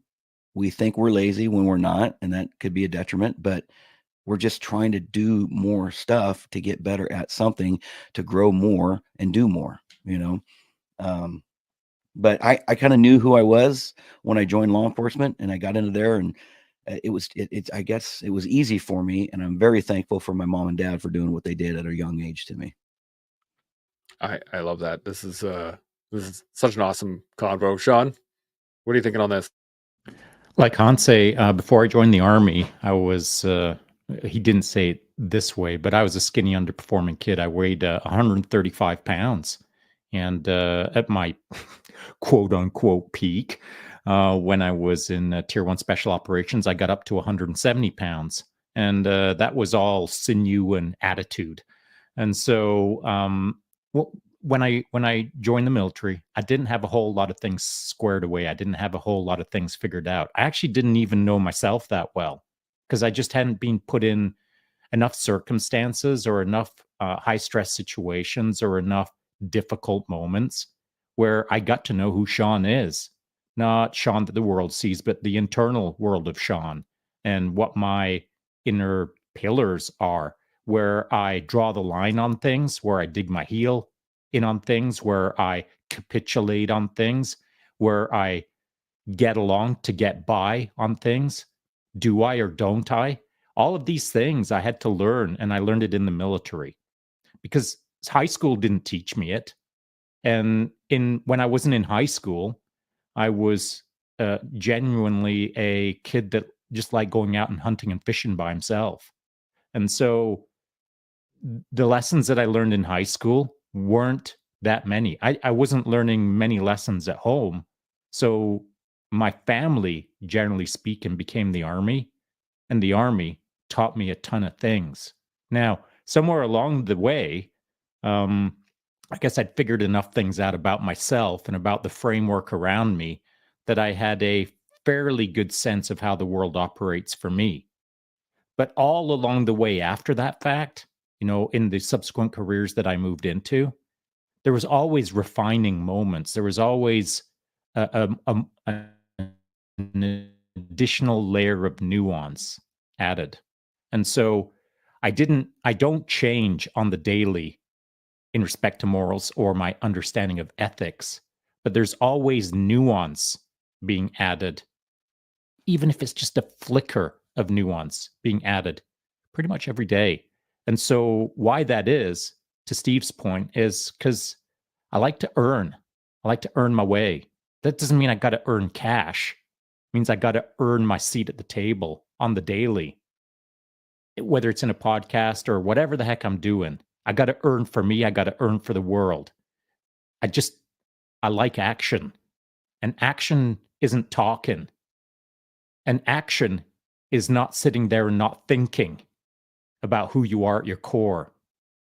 Action can be you saying, I need 5 minutes to not think, but it has to be intentional. To what Hanse was saying earlier, if you just driven off the road, you had an intention to be the world's best driver as you were staring at your phone and you went off the road. Now there's consequences. There's accountability. Except when you ignore the moment and you're not accountable to yourself. I've tried to be pretty accountable to me. Doesn't mean I've done it right all the time, but morally, we all know deep, deep, deep inside, every single second of the day, when we're doing it right and when we're doing it wrong. We know. we all really do know. It's whether we choose to ignore it or not.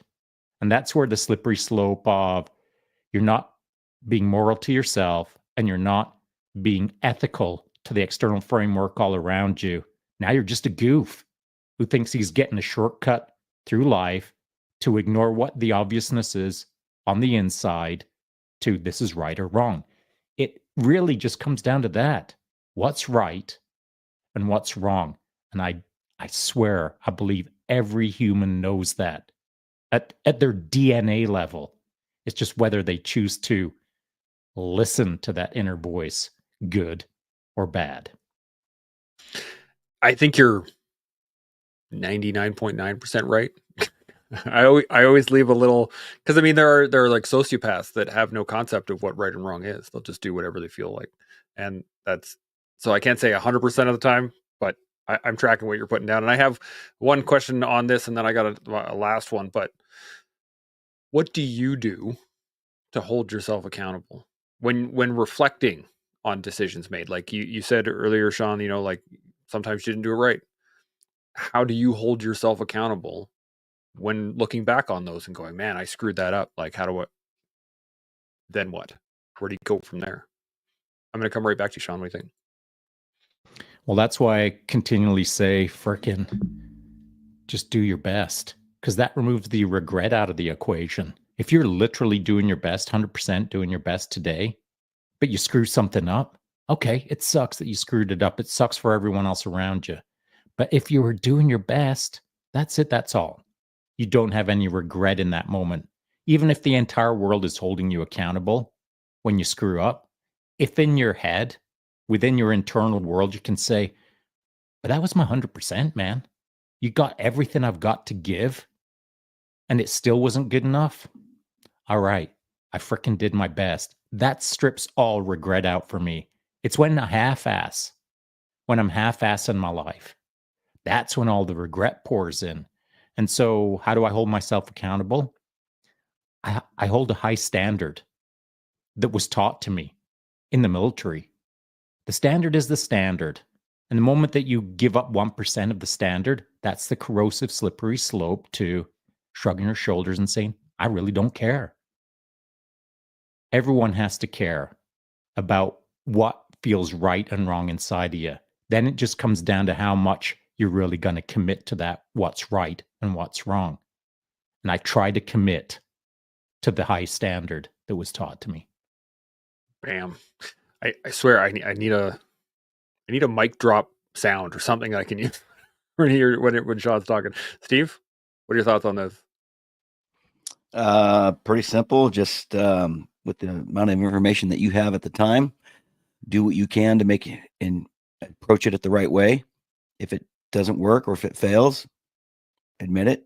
The next time, lessen the failure gap and do it again. But don't be afraid to admit that it didn't go the way it should have gone. And if someone's around you, don't blame them for what's going on around you. If you're a part of it and you're the reason why, admit it, and just get with it. So I think with us, I would fair to say, especially the military guys, I think that accountability comes a lot easier for us because we've been through the beginning stages of how bad it hurt and how bad it stung. We've been through it enough to know, yeah, man, it didn't work. Yeah, I messed this up. I moved 3 inches to the right and I should have moved 6. So let's get rid of it. Let's not happen again. Let's do it. Go. And they don't harp on the failure piece. The person that doesn't want to take accountability, they'll run from the accountability piece, which prolongs the task never gets done because they're running away. So someone that's accepted failure many times in their life, you're just lessen the failure gap the next go around, Love it. Hanse, thoughts? I mean, as far as what Steve said, the way I kind of say is fail fast, fail hard, hate the failure. Right? Like, I'm always interested, an aside, but it makes sense. I'm not interested in taking ice baths because of all the health benefits and everything else. I'm interested in taking ice baths because I want to lessen my response. Right? And it's the same thing here. Like, I think that's what failure is, or the ability to shortcut failure is your ability to shortcut that decision. You know, we messed it up in the first round. It took 6 seconds for us to mess it up.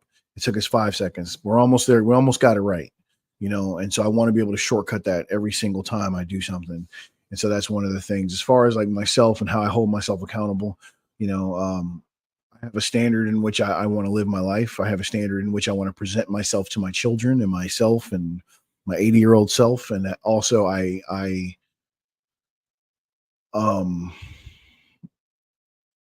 guess the best way for me to look at it is there's just, I don't want the feeling of, again, having to apologize for things that I didn't mean or whatever. And so trying to live as righteous as possible, man. I'm a firm believer in a lot of Stoic philosophy. Control you, control you, control you, control you, control you. You know, if I can do that, then that's what I want. I want to be the guy who responds, not reacts. You know, most of the times when you regret something, it's because you reacted, right? You go off, you lose your temper, and then it's like toothpaste, man. Once it's out, it ain't going back in. You know, and so if I can slow down and live within this framework, which I know life is good and I'm good and I'm the man that I'm proud to be, then that's how I want to hold myself accountable and reflect on those decisions that I've made and being able to be honest and be like, man, you screwed that one up. And sometimes those, like we talked about this whole episode, those suck, man. Like one of the hardest ones, which is funny. I remember when my dad had to do it for me, and it's simple stuff. It wasn't even a big deal, but like promises are a huge deal in my family with kids, man. My dad had to break a promise to me, but it wasn't like that. I was sick. I couldn't do what he promised. He's like, hey, we're going to go to the zoo. But I'll never forget being a little kid and him coming in my room, sitting down, looking me in my face and being like, we can't do this today. And now in retrospect, I think about it. I was like, it wasn't worth all that because I was sick and he didn't break a promise. But like just thinking about the act now, I'm like, whoa, like, okay. Well, no wonder I act the same way with my boys and my girls. Like, hey, let's sit down. And my daughter's like, it's not that big a deal. I'm like, but it is.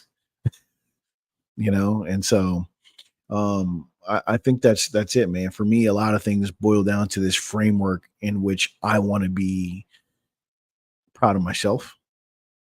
And I really don't care about what the external is because I know the way in which I was raised and I hold myself, the externals will take care of themselves. So I don't have to worry about that. I have to make sure that I'm doing the thing that makes me go, yeah, this is right. You know, what hill are you willing to die on? What hill are you not willing to die on? You know, and sometimes those hurt, man. You're talking about even personal decisions. Like sometimes, like we were talking about earlier, you got to let people go out of your life because it's a decision that you have to stand on, or else it's kind of like the drinking thing, right? I said I don't drink, so they won't respect me if I do now. Not that you're not allowed to change your mind, but be about your word. Stand on those decisions. So that's where I'm at. I love that. This is just a fantastic conversation. I'm loving this. I think what do you got, Sean? I was just going to go into something, but go ahead. Just on the promise thing, I think that's really important. And I'll say that I rarely make promises. I mean, rarely, because to me, they're carved in stone. I take promises so strongly that I just don't hand them out. And if I'm making a promise, consider it done. It's not a maybe, it's a done. And that's why you'll rarely hear me promise on anything, because I don't want to let the person I'm promising to down, and I don't want to let Sean down. I hold the word promise at the highest level. It's a non-negotiable sort of situation. But there's a lot of people out there that promise a lot of things that don't deliver on those promises because they have never had the sense of accountability. And so the language that we choose, the way that we run our life, promise is a great proxy for who you are. If you just willingly throw out promises 27 times per day, every day, and never deliver on any of those, now you're not trustworthy. You don't have that integrity, and therefore you can't act as a avatar for how life is done well. So all of these little things have got to be thought out when you're a kid. And if you didn't think about them then, like Hansi had a chance to think about it with his dad when he looked him square in the eye, well, as an adult, you've got to think about these things. And if you're the adult who puts out several promises per day, chances are you're not delivering on all of them, and therefore you don't understand the word. Words matter in your own head. I think outside your head as well, words matter just in general. I think what I was going to say before you jumped in here, Sean, was the fact that I think that the reason that ethics and accountability are lacking in today's society is people aren't talking about ethics and accountability. And it's because it's not discussed, it's not reinforced when it's seen. And when it's not reinforced when it's seen, then that's again that slippery slope of down the hill of negative accountability when people start running from it and people start pushing it away. And I'm wondering, as maybe a final thought and as maybe a final question here,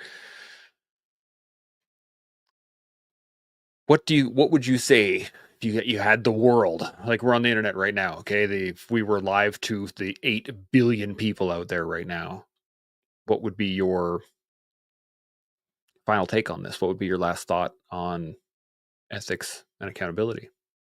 Steve, I'm gonna hit you first. Live life through action. Get out there and do world. I just live a standardized life of something that you hold dear. Don't be flip-floppy and try to go with the coolest thing over here and then switch your mind and go over here. Have some baseline of who you are and then just stay true to that. I don't think that you'll really find too much of a hardship if you just stay to a baseline. The hardship comes from flip-flopping back and forth and I'm going to be over here what Sean says. I'm going to be over here what Chance says. I'm going to be over here what Hunt says. You can agree, but when you take hard sides and you bounce to the other sides, everyone sees that you don't really have a stance anywhere, So have some level of standard in your life and stay true to it. And if you stay true to a standard like that, I think it's simple. I do think life is pretty simple. We just complicate it, and you'll find yourself morally appropriate for most things in life. And I think you'll attach yourself with a good ethics background and it'll drive into you. And I think they'll coincide with each other. And I don't think it'll be a huge issue, but have a baseline and know who you are. And one of those things comes from self-confidence. Know who you are. And if you don't know who you are, go find out who you are and then build on it and then just flow through life. You'll be fine. Love it. Hanse, what do you got? Oh man, I think I would I want to say I would tell people to do what my ways, which is proud over happy, live life backwards, man. And that's been my push for a long time. And by live life backwards, I mean what do you want to be able to say about who you are and what you did throughout your lifespan. And the other thing I would, I guess, impress upon people is this is the way in which you will be useful and called on. This is the way in which people will call on you, right? If you have high accountability, if you hold yourself through a high moral and ethical standard, this is the thing in which people will be like, I know if I call Sean, he'll be there, right? We talk about 3 a.m. friends all the time. People talk about it and reference it, right? You want to be a 3 a.m. friend? Well, I have to be able to know that you're going to be the guy that when I call at 3 a.m., you're actually there. You actually can be the thing you say you are. And so to be useful, right? To be useful, that's part of it. So I think that's kind of how I would sum it up. Bam. Love it. Sean, what are your final thoughts to the world? Simple. I've said this before, and I'll always say it. It comes down to which side of the force are you on? You're on the dark side? You're on the light side. Binary. Choose. Because ethically and accountable. You can have that in the mafia. You can have that in a crime gang. You can have that as a drug overlord. You can have that as a human trafficker. You can have your internal evil ethics within your evil framework of the dark side. And the dark side will hold you accountable to the evil ethics of the framework that you've allowed yourself to be wrapped in. But at your core, as I said earlier, every freaking human knows what's good and bad. You know it.